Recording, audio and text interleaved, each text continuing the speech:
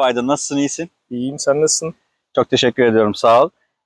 Bugün arkadaşlara birazcık farklı konulardan bahsedelim istedik. Nasıl bir konudan bahsedelim? Yani böyle genelde Kanada'ya gelen insanlar işte onu yaşıyorlar, bunu yaşıyorlar, eğitimdi, öğretimdi, oydu buydu değil. Senin yaklaşık bir 11-12 sene süren uzunca bir süre bir Amerika tecrüben var. Üzerine Kanada'ya geldiğin için. Evet. Şöyle bir yayın yapalım istedik biz. Yani ya Amerikalı insanlar, Kanadalı insanlar, bunların aralarındaki farklar nedir, ne değildir? Bu insanların nasıl bir bakış açıları var hayata gibi bunları konuşalım edelim istedik.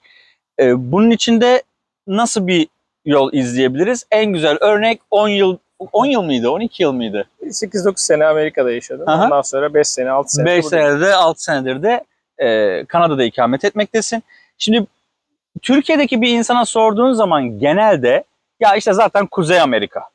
Hepsi aynı. Bunların hepsi aynı ya. Hani Evet. Amerika'da 350-400 milyon insan var. İşte 50-60 milyon da Kanada'da var. Bunların Evet. hepsi birbirinin aynısı. Hamburger yiyorlar. Hepsi hamburger yiyor falan. Ama değil.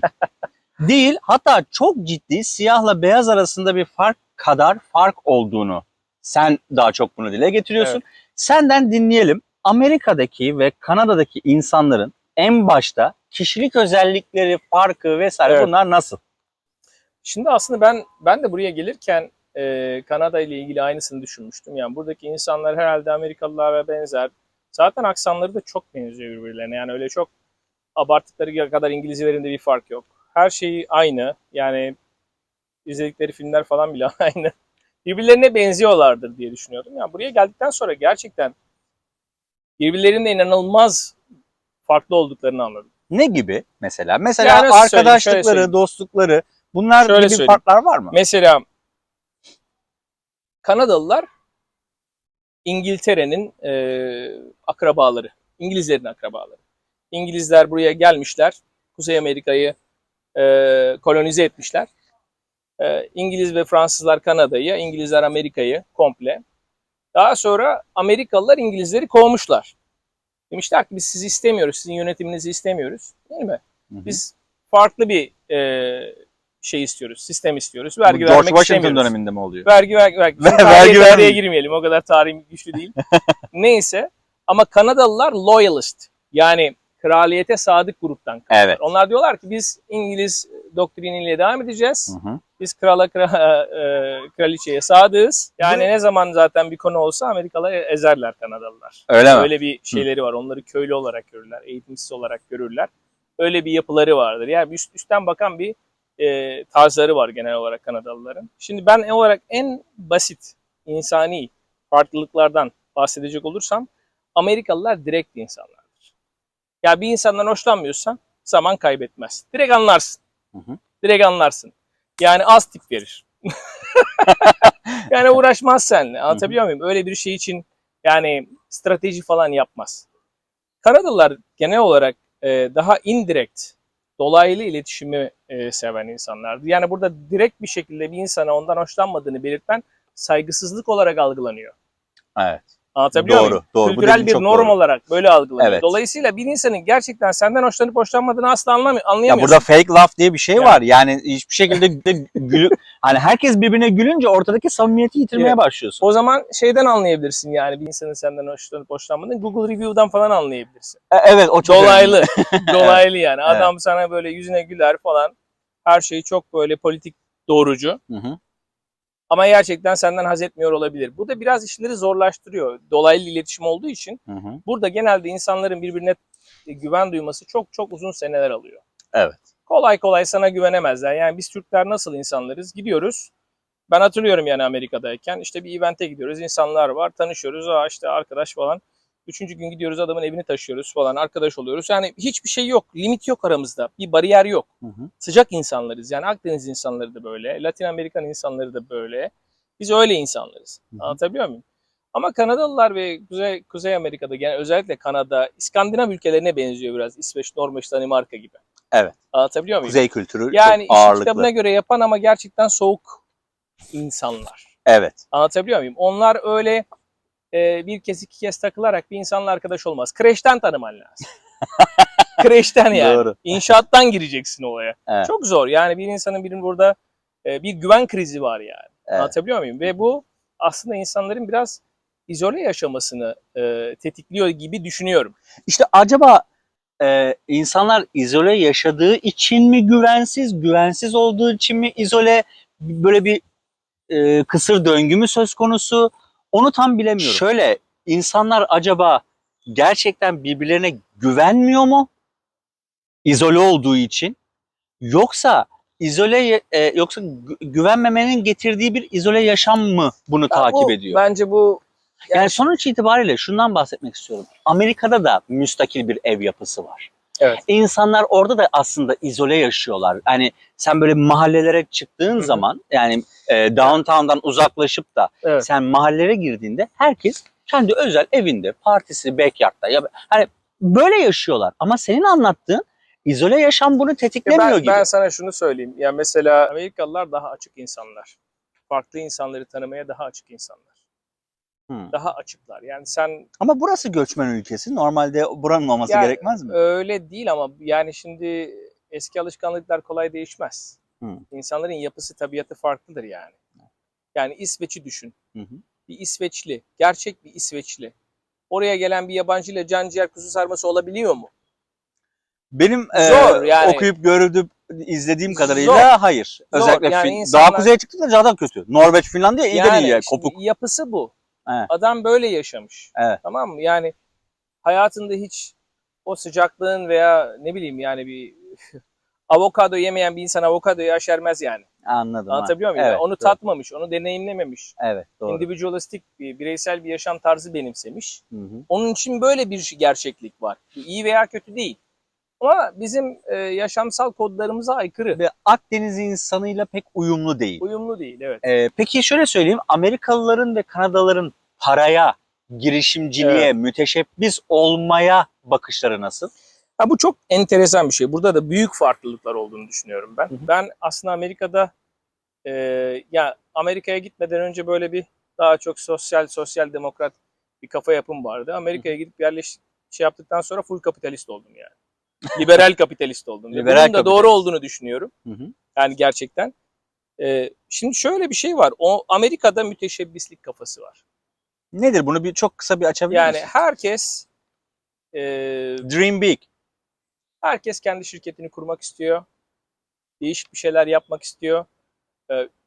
Değişik bir ürün çıkarmak istiyor. Bir servis çıkarmak istiyor. Onu satmak istiyor. Bunun için pazar var. Anlatabiliyor muyum?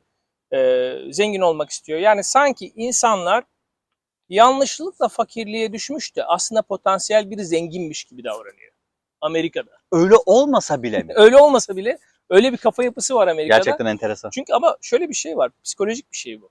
Bir şeye kendini önce inandırırsın. Ondan sonra o gerçeklik ya olur. Bir yerde doğru. Benim Kanada'ya oluşur. gelme hikayem de kendi üzerimde hikayem bu. Biz mesela Türkiye'de yeni bir fikri birine söyleyince hemen seni discourage ederler. Cesaretini kırarlar. Öyle Türkiye'de bir kültür var. moda bu. Yani evet. sen dersin ki ya şöyle bir şey var. Yeni bir şirket açacağım. Dayımın kayınçosu da yaptı, battı derler. Tamam mı? Öyledir. Şöyle bir şey var. Türkiye'de eleştiri kültürü yok. Türkiye'de linç kültürü var. Linç kültürü var. Ve Kesinlikle. Türkiye'de eleştiri kültürü yüksek olan kişiye genellikle çıkıntılık yapıyor bu derler.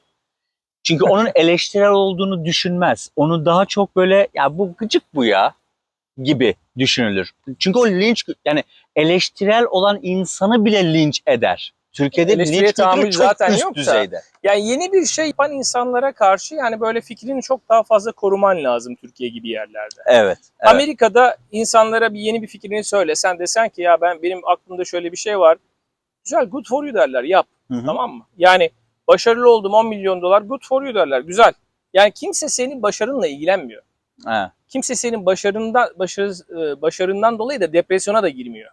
Böyle bir kolektif bir başarı kültürü var Amerika'da. Bu Kanada'da da yok mesela. Kanada'da genelde insanların ya müteşebbis olayım, bir iş açayım, bir şirket açayım, zengin olayım, yeni bir fikir yapayım diye bir kafaları yok. Buradaki kafa yapısı genel olarak garanti bir meslek bulayım ve çalışayım ömrümün sonuna kadar kafası. Buraya tam çok teşekkür ediyorum. Dediklerine %100 katılıyorum. En azından Kanada özelinde katılıyorum. Çünkü hani Amerika'yı ben bilmiyorum. Evet. Ama Kanada özelinde çok doğru söylüyorsun. Burayla ilgili başka bir soru soracağım. work-life balance dediğimiz şu iş yaşam dengesi Evet. Amerika ile Kanada'da o söylediğine istinaden nasıl işliyor peki? Şimdi şöyle bir Hangisi şey- daha güzel işliyor? Şimdi ben eskiden şöyle düşünüyordum. Diyordum ki ya işte herkes akşam 5'te işini bitirsin, eve gitsin, çocuğuyla zaman geçirsin. Herkes universal böyle haklara sahip olsun. Her şey böyle yağsın. Tamam mı? Devletler. Termodinamiğin birinci yasasına aykırı. Bir şeyi yoktan var edemezsin. Tamam mı? Bizim anlayamadığımız şey bu. Sosyal devlet olsun, herkes her şeyi versin, devlet versin, yağdırsın. Böyle bir şey yok. Şimdi Amerika'da şöyle bir sistem var. Tamam mı? Bir şey üretmek istiyorsan çalışmak zorundasın. Sistem seni çalışmak zorunda bırakıyor. Yani Almanya'daki gibi değil. Tamam mı? Ne oluyor mesela Almanya'da? Sosyal devlet sistemi var. Tamam, güzel, belli bir garantisi var. %50-60 vergi. Her şeyini alıyorlar. Doğru mu?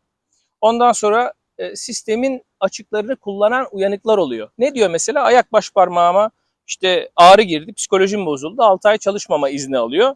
Devlet ona parayı veriyor, değil mi? O para kimden çıkıyor? Taxpayer'lerden çıkıyor. Vergisini veren, çalışan, her gün sabahleyin 6'da kalkıp işine giden, değil mi? Mücadele eden insanların parasını alıyorsun, sistemin uyanıklarına dağıtıyorsun.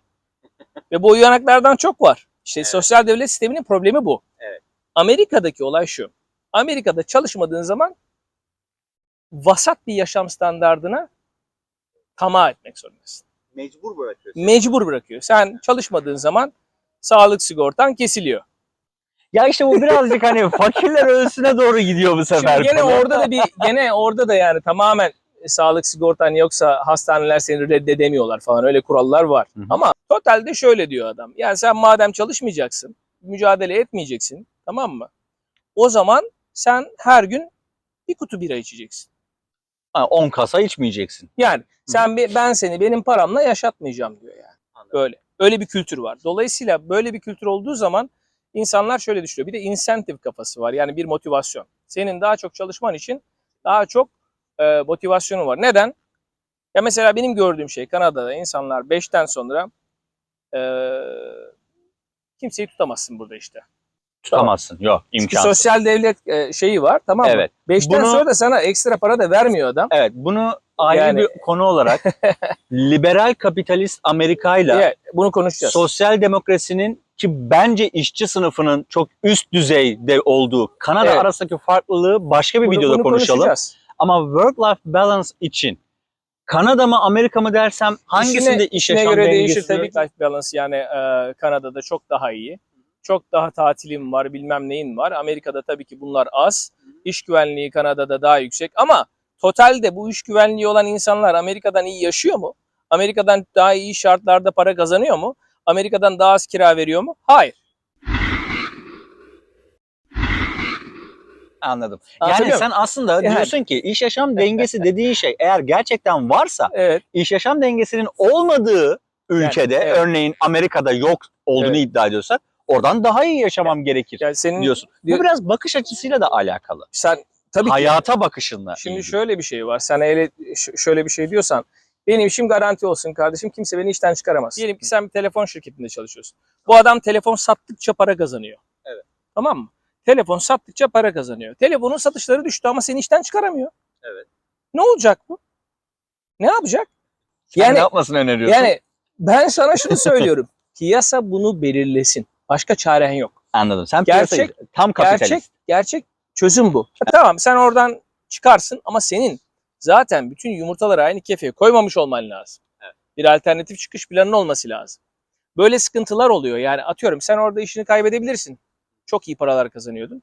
Ama akıllı olduysan, yatırımını yaptıysan ve o deneyimle başka bir işe de geçebilirsin. Anlatabiliyor muyum? Piyasa eğer şey olmazsa, yani sen şirketleri baskı altına alırsan işten çıkarmayacaksın hiç kimseyi. Adam para kazanamıyor, işte ekonomik bozukluk var. Ne yapacak? 1 milyon kişiye sen zorla maaş mı verdireceksin adama? Yani burada da bir saçmalık var. Dediğim gibi bir sonraki videoda Evet. Şöyle konuşalım. Dediğim gibi liberal kapitalistin bir Evet. hayata, devletin ekonomiyi sürdürülebilirlik açısından nasıl işlemesi gerektiğini, bir de daha sosyalist bakış açısına Kesinlikle. daha yatkın, sosyal demokrasinin daha yukarıda olduğu bir ülkede bu sürdürülebilirlik nasıl yapılabilir? Bunları başka videoda konuşuruz. Bununla ilgili çok kısa bir örnek vermek istiyorum mesela. Tabii ki. Geçen bir arkadaşımla konuştum. Türkiye'de bir şirket açmış. O Kaliforniya'da falan çalıştı. Bu data intelligence alanında çalışıyor. Bu neydi? Business intelligence analyst olarak Deloitte'de çalışmıştı. Bana şey dedi, bir şirket kurdum dedi.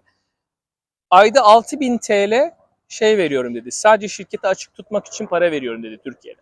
Ya normal bir şirket açmış. Daha şirketle ilgili bir gelirmeleri yok. Tamam. Yani ve bayağı bir para ödüyor. Evet. Bak Türkiye'deki müteşebbis insanları cezalandıran kafa yapısına bak. Bu adam şirket açacak. Amerika'da bir şirketi 50 dolara açarsın. Evet. Bulunduğun yerden parttan mı açacaksın? 50 dolara açarsın. Öyle bir devamlı bir para falan da vermene gerek yok yani. Neden? Çünkü adam şöyle düşünüyor. Bu adam şirket açacak. Belki güzel bir fikri var. 100 kişi, 200 kişi işe alacak. Ben de devlet kadrolarını şişirmek zorunda kalmayacağım diye düşünüyor. Sen ne yapıyorsun? Diyorsun ki herkesi cezalandırayım. Şirket açan herkesin üzerine bineyim, hiç kimse şirket açmasın. Anlatabiliyor muyum? Evet, doğru. Yani bu yüzden insanlar müteşebbisliğin açık olduğu, yani iş kuran insanların cezalandırılmadığı bir sisteme gidiyorlar. Evet. Yani hep şey yapıyorlar ama ya. Ama tekrar buraya noktalı virgülle söylüyorum. Niyeti, hayata bakışı bu olan insanlar bunu tabii, yapıyorlar. Kesinlikle. Ben kısaca özetlemek istersem şöyle söyleyeyim. Ortalama bir hayat yaşamak isteyen insanlar sosyal devletlerde yaşarlar. Gerçekten yüksek hedefleri olan ve çalışmaktan yüksünmeyen, yani böyle dinamo adamlar Amerika gibi yerlerde yaşarlar. Çok Amerika'ya benzer olurlar. başka böyle kapital ülkeler var mı dünyada? Ciddi örnek olarak verilebilecek. Ya benim gördüğüm çok az var. Yani bu kadar